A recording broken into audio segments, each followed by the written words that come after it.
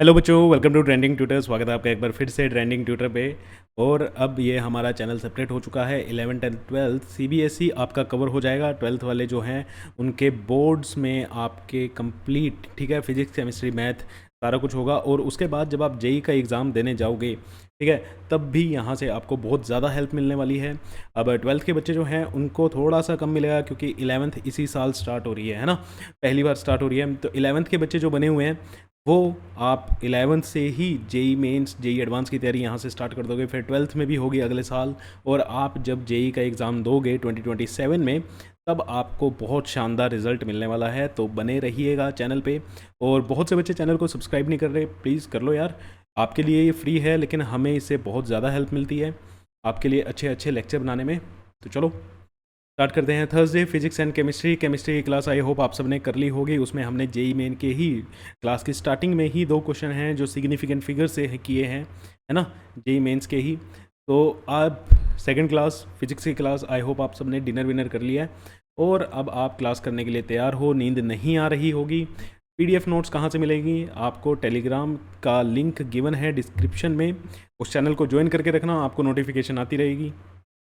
चलिए, आज का हमारा टॉपिक क्या है? आज का हमारा टॉपिक है कन्वर्जन ऑफ यूनिट।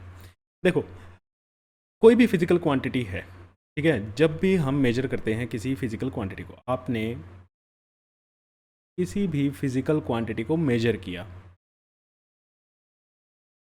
ठीक है, आप उसको कैसे रिप्रेजेंट करते हो? हमने सीखा है ना, किसी भी फिजिकल क्वांटिटी को जब हम मेजर करते हैं तो उसको एन यू से लिखते हैं। यहाँ पे एन क्या होता है? Numerical value. एन क्या होता है? Numerical value. यू क्या होती है? यूनिट। यू क्या होती है? यूनिट। ठीक है। तो बेटा, कोई भी फिजिकल क्वांटिटी हो, ठीक है, जब हम एक फिजिकल क्वांटिटी को एक सिस्टम से दूसरे सिस्टम में कन्वर्ट करेंगे, ठीक है, physical quantity in system 1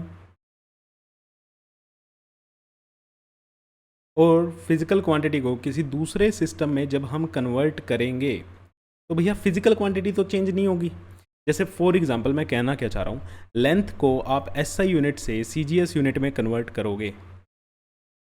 length को जब आपने एसआई से सीजीएस में कन्वर्ट किया या सीजीएस से एसआई में कन्वर्ट किया, तो रहेगी तो बेटा दोनों जगह लेंथ ही, है ना। फिजिकल क्वांटिटी तो चेंज नहीं होती। ऐसा तो नहीं होता लेंथ पहले एसआई यूनिट में थी, फिर आपने सीजीएस में किया तो वो मास बन गई। ऐसा तो कभी भी नहीं होगा, है ना। और हमने ये चीज़ भी देखा है कि कोई भी फिजिकल क्वांटिटी हो, जब भी हम कन्वर्जन करते हैं, ठीक है, फॉर एनी कन्वर्जन,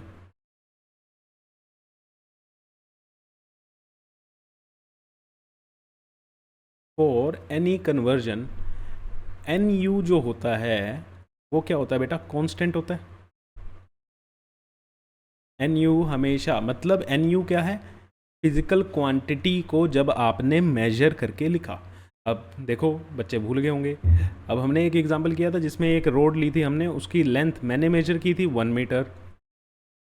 आपने मेजर की है? नहीं सर, 1 मीटर नहीं है, ये तो 100 सेंटीमीटर है।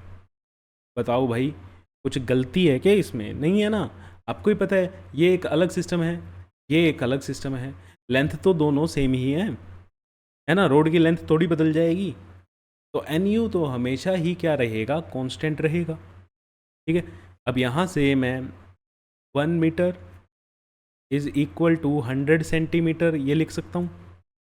यहाँ पे इसको 1 को N1 बोल देते हैं, इसको हम बोल देते हैं U1, और ऐसे ही इसको N2 बोल देते हैं, और इसको दूसरा सिस्टम है ना, यूनिट अलग है तो U2।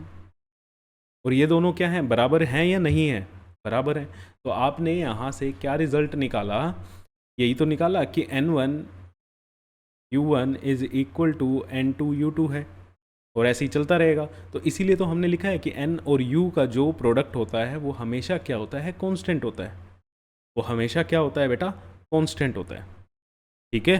अब आपने एक और चीज़ ऑब्जर्व की यहाँ पे, अब मीटर सेंटीमीटर से बड़ा होता है ना। मीटर सेंटीमीटर से क्या होता है? बड़ी यूनिट है। जो यूनिट बड़ी है उसकी न्यूमेरिकल वैल्यू छोटी है। N1 जो है वो छोटा है n2 से। तो यहाँ से वो रिलेशन निकल तो रहा है, एन यू अगर कांस्टेंट है तो n is equal to constant upon U, है ना। n को हम क्या लिख सकते हैं, कांस्टेंट अपॉन यू, और इक्वल टू और कांस्टेंट का साइन मिलके क्या बनेगा, प्रोपोर्शनैलिटी का साइन बन जाएगा। तो न्यूमेरिकल वैल्यू और यूनिट जो है वो एक दूसरे के इन्वर्सली प्रोपोर्शनल हैं। मीन्स अगर यूनिट की वैल्यू बड़ी होगी, आप बड़ी यूनिट यूज़ कर रहे होगे, तो वहाँ पे न्यूमेरिकल वैल्यू क्या होगी, छोटा होगा। न्यूमेरिकल वैल्यू क्या होगी, छोटी होगी। यहाँ से आप देख सकते हो, जब आपने मीटर में यूज़ किया तो न्यूमेरिकल वैल्यू 1 थी, लेकिन जब आप छोटी यूनिट में गए, सेंटीमीटर में गए, तो न्यूमेरिकल वैल्यू बढ़ के क्या हो गई, 100 हो गई, है ना। जब यूनिट क्या हुई तुम्हारी, छोटी हुई, तो न्यूमेरिकल वैल्यू क्या हो जाएगी, बढ़ जाएगी। ठीक है, सब कुछ चीज़ आप देख पा रहे हो, है ना। तो बेटा यही बात है। अब यहाँ से एक और चीज़ आपके पास कैसे आ सकती है, ग्राफ बनाने को दे सकते हैं वो। जैसे इस साइड हमने ले लिया n, इस साइड हमने ले लिया u, तो एन यू का ग्राफ क्या होगा। तो देखो, जब आपको पता है यूनिट की वैल्यू छोटी होगी तो n की वैल्यू क्या होती है, बड़ी होती है। यूनिट की वैल्यू अगर मैं ज़्यादा लूँगा तो n की वैल्यू क्या होगी, कम होगी। तो एक ग्राफ कुछ ऐसे आएगा, एक ग्राफ कुछ ऐसे आएगा। और इस ग्राफ का नेचर क्या होता है, ठीक है, इस ग्राफ को बोलते क्या है, ये है हाइपरबोला। क्या बोलते हैं इसको, हाइपरबोला। पैराबोला मत बोल देना, अभी तक आपने 10th में सिर्फ एक ही फैंसी वर्ड सुना था, पैराबोला, है ना। स्ट्रेट लाइन तो चल ही रही थी, चलो। पैराबोला आपने कई बच्चों ने सुना था, यूज़ भी करा होगा, टशन भी मारा होगा उस वर्ड का, लेकिन ये पैराबोला ना होके ये क्या है, हाइपरबोला है। जब हम बेसिक मैथ्स पढ़ेंगे तो हम देखेंगे उसमें, ठीक है। और दूसरा ग्राफ कैसा आ सकता है, मान लो इस साइड हमें एन यू का प्रोडक्ट दे दिया और इस साइड n दे दिया, न्यूमेरिकल वैल्यू दे दी, या यूनिट के साथ आ सकता है। अब आपको एक चीज़ पता है, ठीक है, हमें पता है एन यू तो हमेशा ही क्या रहेगा, कांस्टेंट रहेगा। एन यू तो चेंज होता ही नहीं, एन यू तो चेंज होता ही नहीं। जब भैया अगर ये 10 है, मान लो यहाँ पे 10 यूनिट है, तो ये एन यू तो 10 ही रहेगा। आप किसी भी सिस्टम में चले जाओ, न्यूमेरिकल वैल्यू कुछ भी ले लो, यूनिट कुछ भी ले लो, उस पर डिपेंड ही नहीं करता। तो यहाँ का ग्राफ कैसा आएगा, straight line parallel to X axis, straight line parallel to X axis. ये दोनों ग्राफ आपके इंपॉर्टेंट ग्राफ हैं, एमसीक्यू में पूछे जा सकते हैं, एक नंबर में पूछे जा सकते हैं। ठीक है बेटा, आई होप आपको ये चीज़ समझ आई होगी। आज हम कन्वर्जन करने वाले हैं, ठीक है। चलो अब इसी कन्वर्जन पे एक question, convert 1 unit of force to CGS system. अब पहली बात तो ये न्यूटन कौन से सिस्टम की यूनिट है, ठीक है ना। न्यूटन आप सबने पढ़ा है, एसआई यूनिट है किसकी, फोर्स की। अब इसे हमें सीजीएस में कन्वर्ट करना है, ठीक है, इसे हमें किस में कन्वर्ट करना है, सीजीएस में कन्वर्ट करना है। अब यार मेरे को ये बताओ, न्यूटन तो साइंटिस्ट का नाम था, है ना, उनके नाम पे रिगार्ड करने के लिए उनका हमने न्यूटन यूनिट का नाम भी रख दिया हो। तो भैया न्यूटन एक्चुअल में क्या होता है। अब जैसे मीटर और सेंटीमीटर में मेरे को रिलेशन पता है कि 1 मीटर 100 सेंटीमीटर के बराबर होता है। ये न्यूटन कैसे आया, ये तो नाम है, ठीक है। तो देखो पहली चीज़ तो न्यूटन होता क्या है, व्हाट इज़ 1 न्यूटन, ठीक है। व्हाट इज़ 1 न्यूटन, 1 न्यूटन क्या होता है भैया, ये तो चेक कर लो।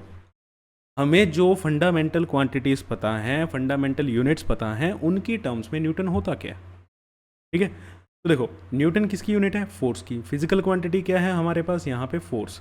फोर्स का फॉर्मूला आपने पढ़ा है, mass into acceleration, mass into acceleration. Mass की यूनिट रखें तो क्या होगी, केजी। एक्सेलरेशन की यूनिट क्या होती है, मीटर पर सेकेंड स्क्वायर, मीटर पर सेकेंड स्क्वायर। और इसी को हमने, इसी यूनिट को हमने क्या बोला है, 1 न्यूटन। तो 1 न्यूटन बेसिकली होता क्या है, किलोग्राम मीटर पर सेकेंड स्क्वायर। अब किलोग्राम मीटर पर सेकेंड स्क्वायर को हमें किस में कन्वर्ट करना है, सीजीएस सिस्टम में। किस में कन्वर्ट करना है, सीजीएस सिस्टम में। तो सीजीएस सिस्टम में हमें पता है किलोग्राम की जगह क्या आएगा, ग्राम। मीटर की जगह क्या आएगा, सेंटीमीटर। और सेकंड तो सेकंड में ही रहेगा। और हमें ये भी पता है कि 1 kilogram is equal to 10 to the power 3 gram. 1 metre is equal to 10⁻² centimetre. अब आपने ये टेबल कर लिया होगा, किलोग्राम वाला, मीटर वाला, है ना, पिको, डेसी, ये सब चीज़ें आपने कर ली। तो चलो अब वैल्यू डालते हैं। 1 न्यूटन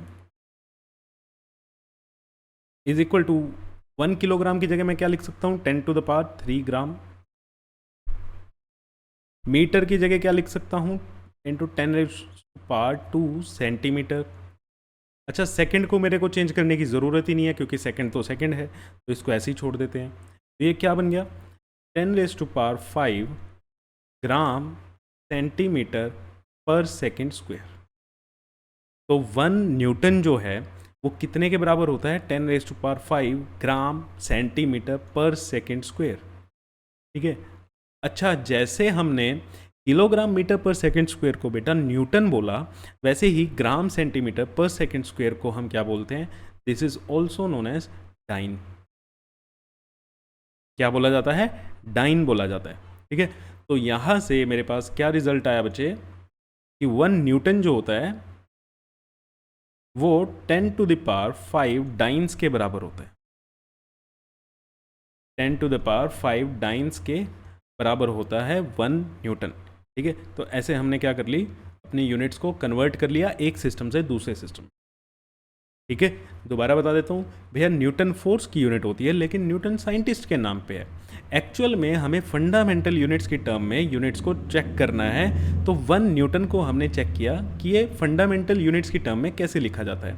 तो हमारे पास फॉर्मूला था force is equal to mass into acceleration.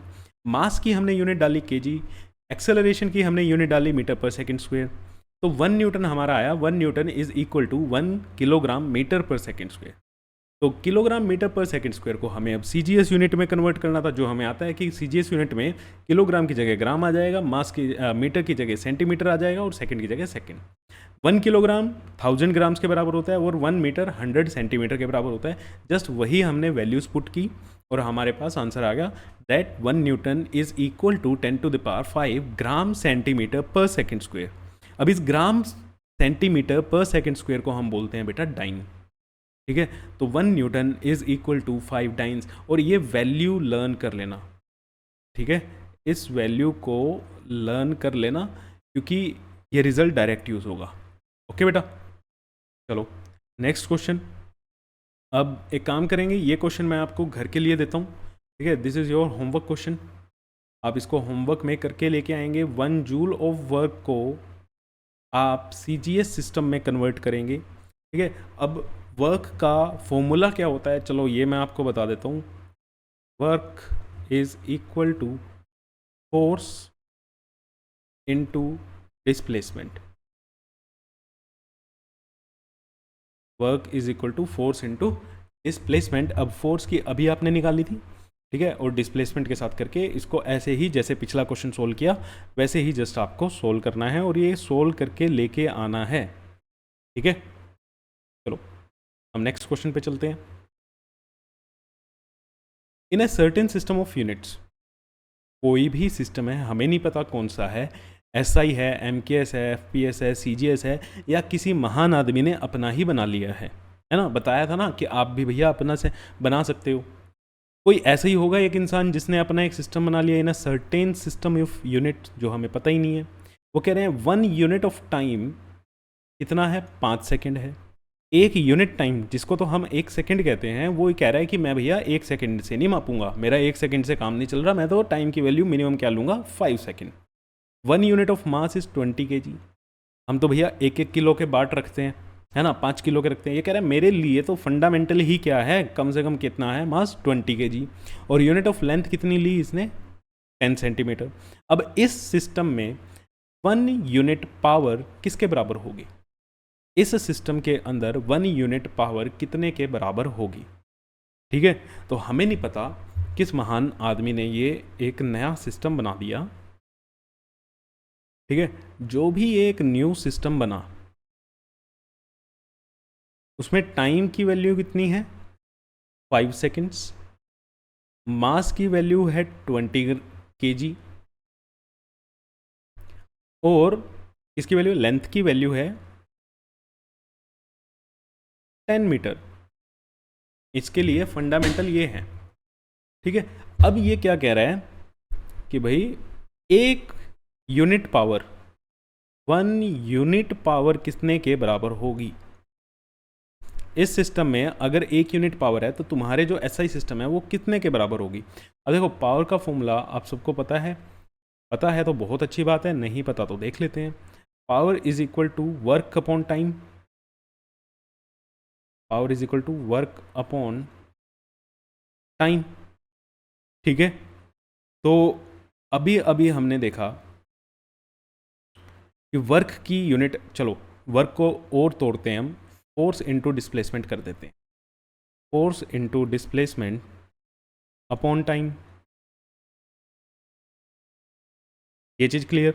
तो पावर की यूनिट क्या बनेगी, पहली चीज़ तो फोर्स की यूनिट अभी देखी थी हमने, किलोग्राम मीटर पर सेकंड स्क्वायर, डिस्प्लेसमेंट की मीटर अपॉन टाइम की सेकंड, तो ये क्या बना, किलोग्राम मीटर स्क्वायर सेकंड का क्यूब, ठीक है।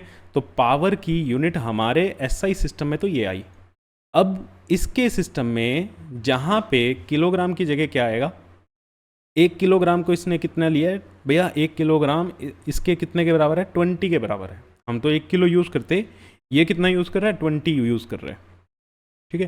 तो इस नए सिस्टम के हिसाब से देखते हैं, हमें पता है कि एन यू क्या रहेगा बेटा, कांस्टेंट रहेगा। एन यू क्या रहेगा, कांस्टेंट रहेगा। अब एन यू अगर कांस्टेंट रहेगा तो N1U1 is equal to N2U2 हम लिख सकते हैं, ठीक है। ये हमारा नॉन है, नॉन बोल लो, एसआई सिस्टम बोल लो, ये हमारा नया सिस्टम है, न्यू सिस्टम। अब न्यू सिस्टम में देखो वैल्यू किस किस की दी है, यूनिट की वैल्यू इसने बता दी, ठीक है। अब हमारा यहाँ पे, और इसने N2 की वैल्यू क्या दी हुई है, 1 यूनिट, N2 की वैल्यू क्या दी हुई है, 1 यूनिट, 1 दी हुई है। N1 की वैल्यू हमें चाहिए कि इसके नए सिस्टम के हिसाब से हमारी पावर जो है, कितनी पावर, 1 यूनिट पावर कितने के बराबर आएगी। तो चलो 1 N1 हमें निकालना है, U1 की वैल्यू क्या होगी हमारे सिस्टम में, किलोग्राम मीटर स्क्वायर पर सेकंड का क्यूब, किलोग्राम मीटर स्क्वायर पर सेकंड का क्यूब, मतलब सेकंड का क्यूब। और इसने क्या दी हुई है, 1 यूनिट। अब किलोग्राम की जगह क्या लिखा जाएगा बेटा, हम तो 1 kg लिखते हैं अपना फंडामेंटल, इस भाई साहब ने क्या लिया हुआ है, 20 kg, है ना। तो 20 kg, मीटर को इसने 10 मीटर लिया हुआ है। अब यहाँ पे 10 का क्या हो जाएगा, स्क्वायर हो जाएगा, ठीक है, इनटू मीटर स्क्वायर। सेकंड को, लेंथ को, सॉरी टाइम को इसने 5 लिया था, उसका क्यूब करना है, तो 5 इंटू 5 इंटू 5 सेकेंड का क्यूब, क्लियर। तो किलोग्राम से किलोग्राम कैंसिल, मीटर स्क्वायर से metre square cancel, second cube से सेकंड क्यूब कैंसिल। अब इसको देखते हैं, ठीक है। अब ये 100 है, ये 25 4 ज़ा 100 और 5 4 ज़ा 20, तो N1 की वैल्यू कितनी आई, 16, ठीक है। N1 की वैल्यू कितनी आई, 16। मतलब जिस पावर को हम 1 कहते हैं, जिस पावर की वैल्यू हमारे SI सिस्टम में 1 है, इस भाई साहब के नए सिस्टम में वो पावर कितने के बराबर आ रही है, 16 के, ठीक है। वो कितने के बराबर आ रही है, 16 के, क्लियर है, समझ आया। थोड़ा सा कंफ्यूजन हो सकता है यहाँ पे, आपको ज़्यादातर दिक्कत उसमें आई होगी कि भैया हमें N1 की वैल्यू दी है या N2 की वैल्यू दी है। तो यहाँ पे दोबारा समझ लेना, क्वेश्चन रीड करना, देखना क्या है। इन अ सर्टेन सिस्टम, कोई एक सिस्टम है जिसमें 1 यूनिट टाइम 5 सेकंड के बराबर है, 1 यूनिट मास की वैल्यू 20 kg है, 1 यूनिट लेंथ की वैल्यू 10 मीटर है। इसी सिस्टम में, इन दिस सिस्टम, इस सिस्टम में 1 यूनिट जो पावर होती है हमारी, ठीक है, वो कितने के बराबर होगी, तो वो कितने के बराबर आई है हमारी, 16 के, ठीक है। क्लियर हुआ। दोबारा एक बार इसको अपने आप करने की कोशिश करना, ठीक है, बड़ी आसानी से हो जाएगा। चलो हम नेक्स्ट क्वेश्चन की तरफ चलते हैं। तो नेक्स्ट क्वेश्चन रीड करो, the density of a material in CGS system is 4 gram per centimetre cube. ठीक है, तो CGS सिस्टम में, अब हमें CGS सिस्टम दिया हुआ है, ठीक है, CGS सिस्टम में डेंसिटी की वैल्यू कितनी है, 4 gram per centimetre cube in a system of unit in which. अब एक और समझदार इंसान आए, उन्होंने अपना ही सिस्टम ऑफ यूनिट्स बनाया जिसमें लेंथ की वैल्यू 10 सेंटीमीटर थी, मास की वैल्यू 100 ग्राम थी। The value of density of a material will be, इस सिस्टम के अंदर, ठीक है, इस सिस्टम के अंदर जो इसने नया सिस्टम बनाया है, इसके अंदर वैल्यू बता दो कि कितनी होगी। तो हमारे लिए CGS सिस्टम को हम अपना फर्स्ट सिस्टम बोल लेते हैं। ठीक है, तो CGS सिस्टम में हमारा N1 की वैल्यू क्या हो गई, 4 होगी, जो हमें वैल्यू दी है, और U1 की वैल्यू क्या होगी, ग्राम पर सेंटीमीटर क्यूब। अब एक नया सिस्टम आया, इस नए सिस्टम के अंदर इसी डेंसिटी की वैल्यू जो हमारे CGS सिस्टम में 4 है, वो इस नए सिस्टम में क्या होगी हमें निकालनी है। और इस नए सिस्टम में यूनिट क्या दी हुई है, यूनिट में इन्होंने क्या दिया है, one system of unit, length की वैल्यू, ठीक है, लेंथ इस सिस्टम के अंदर कितनी है, 10 सेंटीमीटर, और मास कितना है, 100 ग्राम, मास कितना है, 100 ग्राम। चलो वैल्यू डालते हैं, हमें पता है N1 U1 is equal to N2 U2। N1 की वैल्यू 4, U1 की वैल्यू ग्राम पर सेंटीमीटर क्यूब, N2 की वैल्यू हमें निकालनी है, U2 की वैल्यू ग्राम की जगह इन्होंने कितना ग्राम लिया है, 100 ग्राम। ठीक है, और सेंटीमीटर क्यूब, सेंटीमीटर का क्यूब है, 1 सेंटीमीटर की जगह इन्होंने कितने सेंटीमीटर लिए हुए हैं, 10 सेंटीमीटर, तो 10 का क्यूब 10 इंटू 10 इंटू 10, ठीक है, सेंटीमीटर क्यूब। तो सेंटीमीटर क्यूब से सेंटीमीटर क्यूब कैंसिल, ग्राम से ग्राम कैंसिल, ठीक है, तो ये 2 जीरो से ये 2 जीरो भी कैंसिल, 10 उधर जाके मल्टीप्लाई होगा, तो N2 की वैल्यू क्या आई बेटा, 40। N2 की वैल्यू क्या आई, 40। मतलब जिसको हम CGS में 4 कह रहे थे, मतलब डेंसिटी जो हमारी 4 के बराबर थी, इस भाई साहब के सिस्टम में कितने के बराबर होगी, वो 40 के। ठीक है, इस भाई साहब वाले सिस्टम में कितने के बराबर है, वो 40 के बराबर है। क्लियर है ये चीज़, है भैया, क्लियर है। और ये ना, ये क्वेश्चन आप सर्च कर लेना, ये जेई का क्वेश्चन है, ये आपके जेई मेंस लेवल का क्वेश्चन है। मेरे को ईयर याद नहीं है क्योंकि बार बार कराते हैं, एग्जैक्टली ईयर लिखना ही भूल जाते हैं। तो भैया ये आपके जेई मेन का क्वेश्चन है, जिसको डाउट रहते हैं ना कि जेई के क्वेश्चन होंगे नहीं होंगे, तो ये देख लो, ये भी जेई का ही क्वेश्चन है।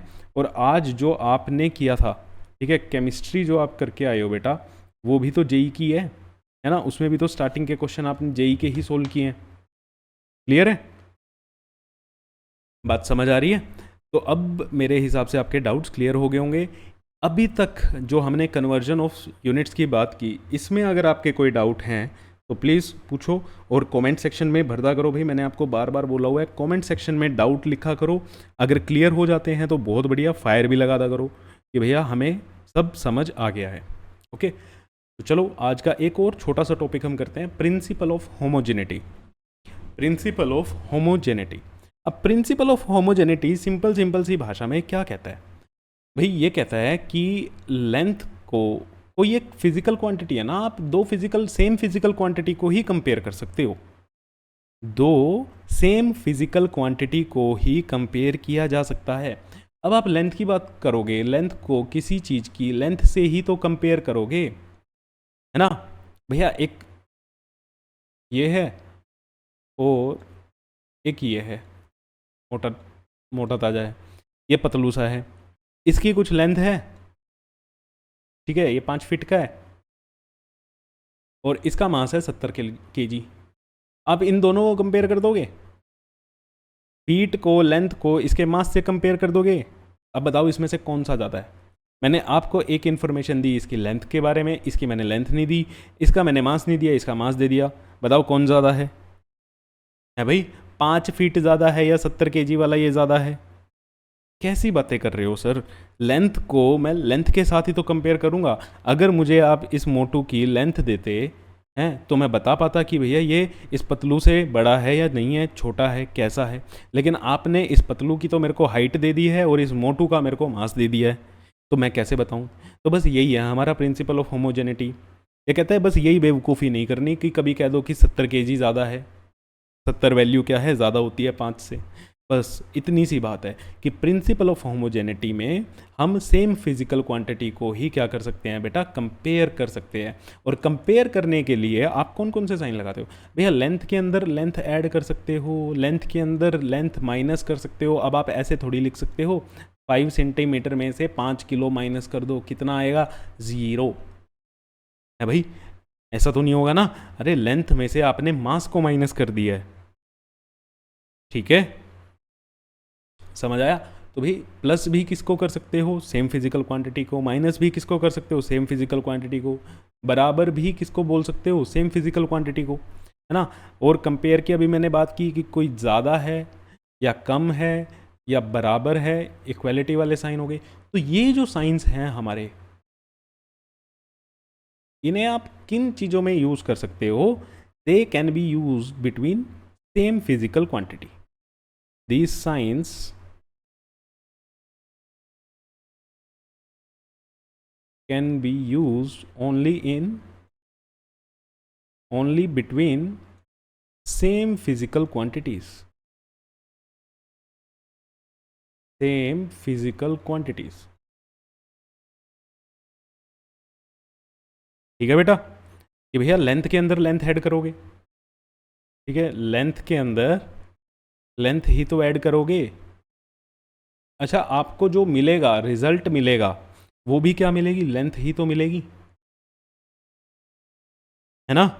ऐसा ही होगा ना भाई, जैसे आपने 5 सेंटीमीटर में 6 सेंटीमीटर को ऐड किया तो आपको क्या मिला, 11 सेंटीमीटर। अरे भैया ये लेंथ थी, ये लेंथ थी, लेंथ को लेंथ में ऐड किया तो 11 सेंटीमीटर जो मिला वो भी तो क्या है आपके पास, लेंथ ही आई ना। तो दो सेम फिजिकल क्वांटिटी को ही आप इन साइंस का यूज़ कर सकते हो उनके बीच में, और जो मिलेगा रिजल्ट आपको मिलेगा वो भी सेम फिजिकल क्वांटिटी होगी, ठीक है, वो भी क्या होगी, सेम फिजिकल क्वांटिटी ही होगी। अब ऐसा नहीं होगा कि 5 सेंटीमीटर में से 5 kg माइनस करके आप लिख दो 0, ठीक है, ऐसा नहीं हो सकता। अच्छा, 5 सेंटीमीटर में से मैं 5 सेंटीमीटर यहाँ पे लिखते हैं, 5 सेंटीमीटर में से अगर मैं 5 सेंटीमीटर माइनस कर दूँ तो मेरे पास क्या रिजल्ट आएगा, 0। क्या रिजल्ट आएगा, 0। अब ये 0 कहोगे सर ये तो कुछ भी नहीं मिला हमें, भैया ये मिला, ये क्या आया, 0 सेंटीमीटर। ऐसे लिखने की आदत डालो, लेंथ में से लेंथ माइनस की, ये भी क्या है, लेंथ है, भैया उसकी लेंथ ही 0 सेंटीमीटर है, ठीक है, बिल्कुल छोटी सी, जिसको मेजर ही नहीं किया जा सकता, गायब ही होगी, लेकिन है तो क्या, लेंथ ही। मास थोड़ी बोल दोगे कि 5 सेंटीमीटर में से 5 सेंटीमीटर माइनस करने पे मुझे 0 kg मिल गया, नहीं ना। तो भैया हम क्या कहेंगे, ये वाले जो हमारे साइंस हैं इनको हम सेम फिजिकल क्वांटिटीज़ के बीच में ही यूज़ कर सकते हैं। अब सर इसमें आपने मल्टीप्लाई का साइन और डिवाइड का साइन ये तो आपने कंसीडर नहीं किया, तो क्या ये सेम फिजिकल क्वांटिटीज़ के बीच में यूज़ नहीं कर सकते, कर सकते हो, सेम के बीच में भी कर सकते हो और डिफरेंट के बीच में भी कर सकते हो, ठीक है। इन साइंस का मज़ा क्या है, जो ये साइंस हैं मल्टीप्लाई का, ठीक है, जो ये साइन क्या है, मल्टीप्लाई का जो साइन है एंड डिवाइड का जो साइन है, they can be used between same और डिफरेंट फिजिकल क्वांटिटीज़। इनका जादू ये है, ठीक है, इसलिए वहाँ पे यूज़ नहीं किए। They can be used between same और डिफरेंट फिजिकल क्वांटिटीज़।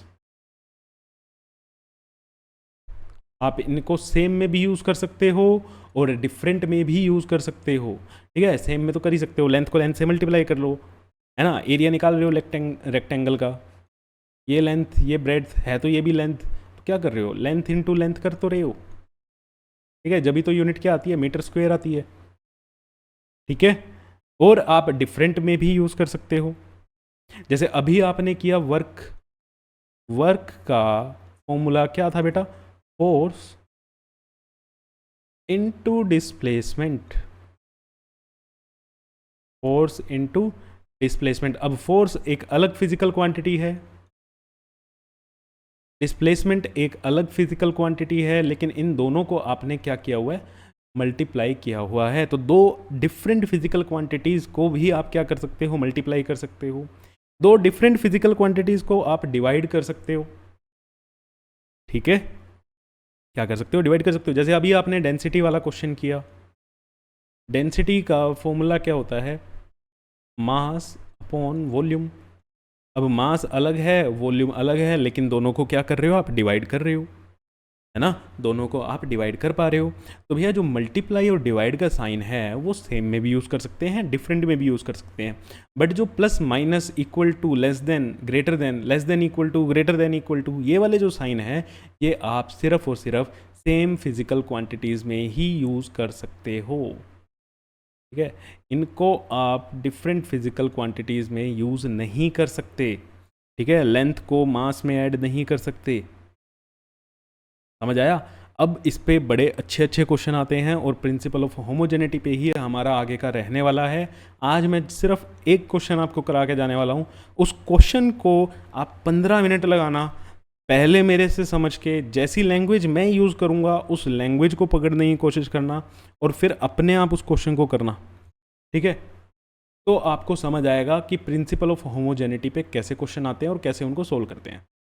क्वेश्चन है the velocity v of a particle at any time t is given by, देखो वेलोसिटी की वैल्यू दी हुई है A T plus B upon T plus C, T plus सी।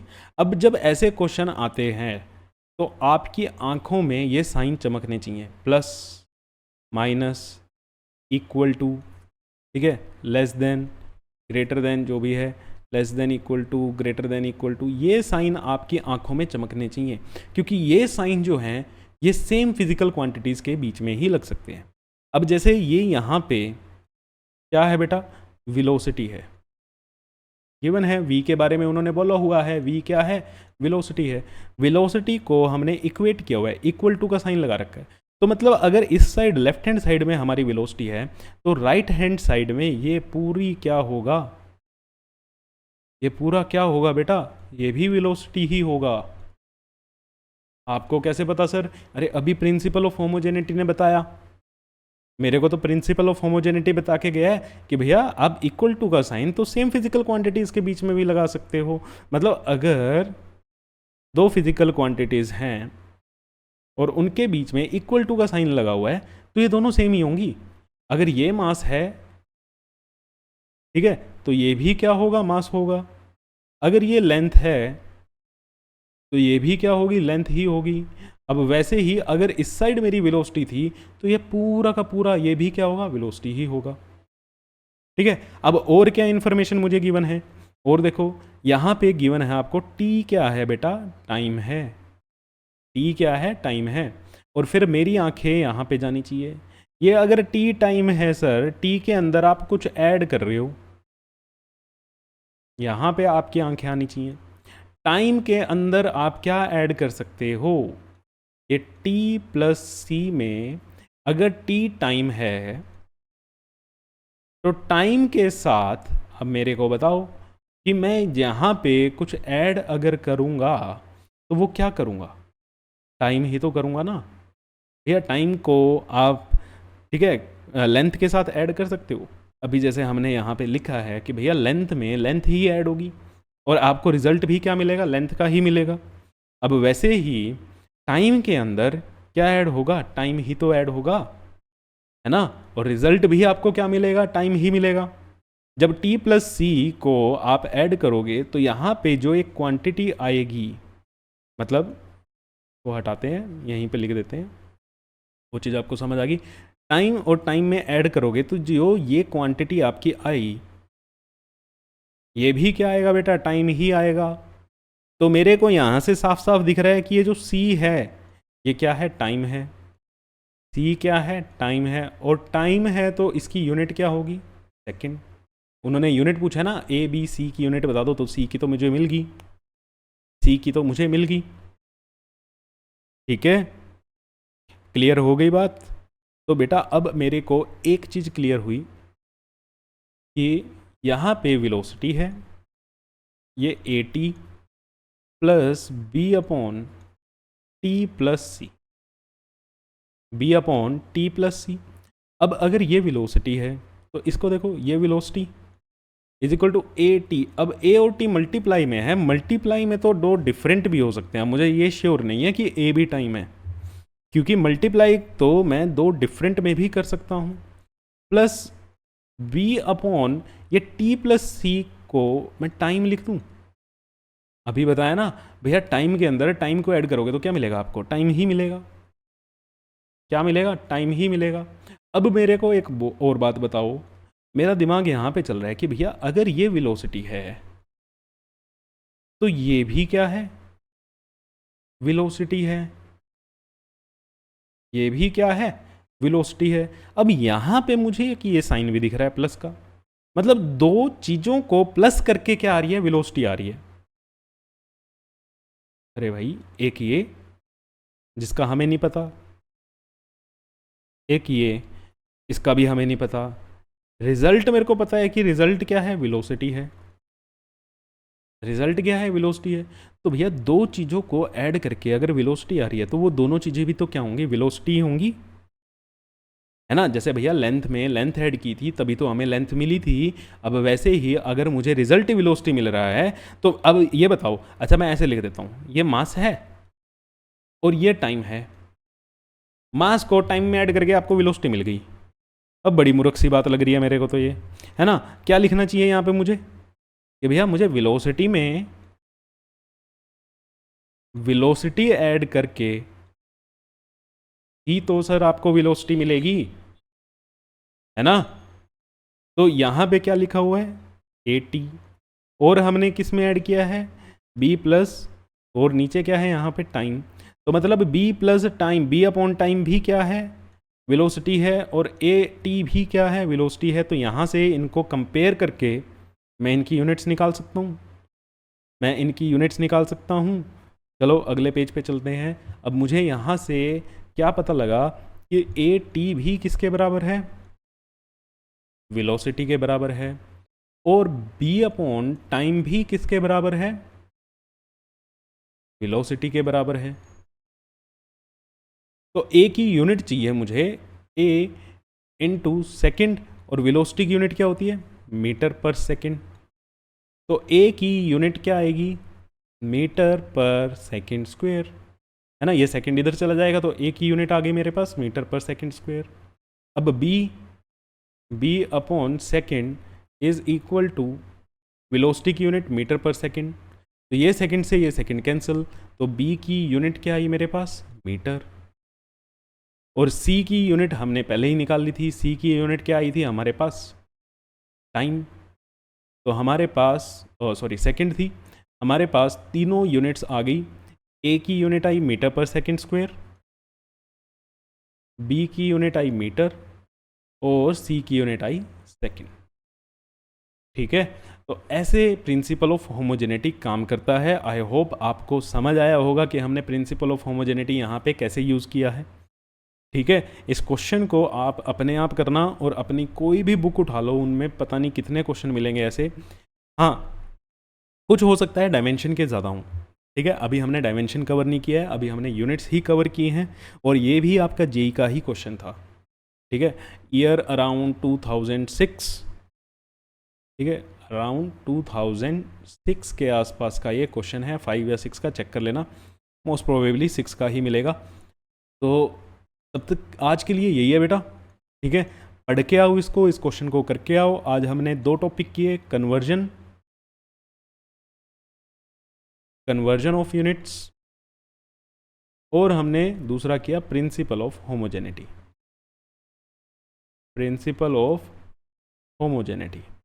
अभी ये चलेगा, इस पे हम बहुत क्वेश्चन करेंगे।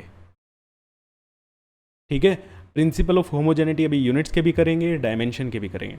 और आप लोग भूल रहे हो भैया लाइक करना, शेयर करना, सब्सक्राइब करना। शेयर तो बिल्कुल ही नहीं कर रहे हो भैया, कर दो, बहुत से लोगों को हेल्प मिल जाएगी आपके इस एक क्लिक करने से, एक शेयर वाले बटन पे क्लिक करने से पता नहीं आपके कितने दोस्तों को, कितने भाई बंधुओं को आपको बहुत हेल्प मिलेगी, और हमें भी, ठीक है, आपके लिए अच्छे अच्छे लेक्चर प्रिपेयर करने में मोटिवेशन मिलती है। तो बिना सब्सक्राइब करे, बिना शेयर करे मत जाया करो। थैंक यू सो मच, मिलते हैं आपसे नेक्स्ट क्लास में।